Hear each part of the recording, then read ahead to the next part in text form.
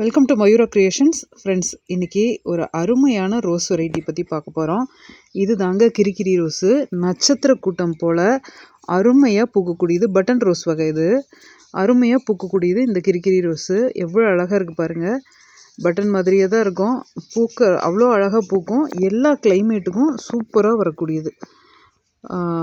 அதாவது இந்த fungal infection வரும், த்ரிப்ஸ் வரும் சில ரோஸ் வெரைட்டிஸ்க்கெல்லாம். அதெல்லாம் எதுவுமே இந்த வெரைட்டிக்கு வர்றதில்ல. அது பாட்டுக்கு தழைஞ்சு பூ வச்சுக்கிட்டே இருக்குதுங்க. அந்த மாதிரி ஒரு வெரைட்டி. இந்த தொட்டிலேயே பாருங்கள் எவ்வளோ அடர்த்தியாக இருக்குதுன்ட்டு. இது நான் தரையிலையும் வச்சு விட்ருக்கேன். அது சூப்பராக வளர்ந்துட்டுருக்கு. அது நிறைய பூ எடுக்கும்போது நான் உங்களுக்கு காட்டுறேன் என்ன மாதிரி பராமரித்தேன்னு. தொட்டிகள்லையுமே அருமையாக வரக்கூடிய ஒரு வெரைட்டிங்க. எங்களுது சரள மண், அதுக்கே நல்லா வருது. அப்போ நல்ல உரம் கொடுத்து நல்லா மெயின்டைன் பண்ணுற மண்ணில் சூப்பராக வரும். வீட்டில் ஒரு ரோஸ் வைக்கணும்னு நினச்சிங்கன்னா பட்டன் ரோஸ் எல்லாமே உங்களுக்கு இப்படியே ஒரு 4 பூவை பறிச்சும் வைக்கலாம். இதோட நம்ம எடுத்து ஒரு 4 பூவாக வைக்கலாம். இல்லை செடிங்களில் அந்த பூக்களுக்குள்ளே மல்லிகைப்பூ முல்லைப்பூலாம் கட்டும்போது அதுக்கு நடுவில் வச்சும் கட்டியும் வைக்கலாம். இல்லை இதையவே பார்த்திங்கன்னா நம்ம அப்படியே ரோஜாவையே கட்டி அப்படியே தலைக்கி வைக்கலாம். அவ்வளோ அருமையாக பூக்கக்கூடியது. சாமிக்கு வைக்கலாம்.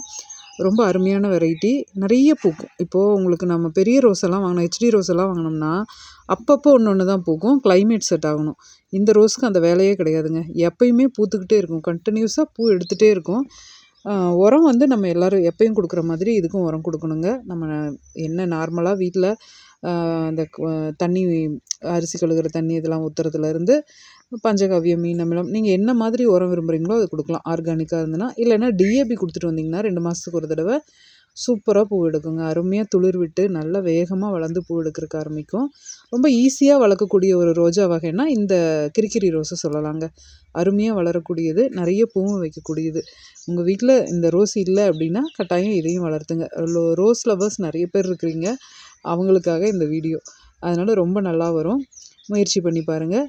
தேவைப்படுறவங்க வாட்ஸ்அப்பில் ஆர்டர் பண்ணிக்கோங்க. இது போல் பயனுள்ள தகவல்களுக்கு நம்ம சேனலை சப்ஸ்கிரைப் பண்ணுங்கள், லைக் பண்ணுங்கள், ஷேர் பண்ணுங்கள். நன்றி.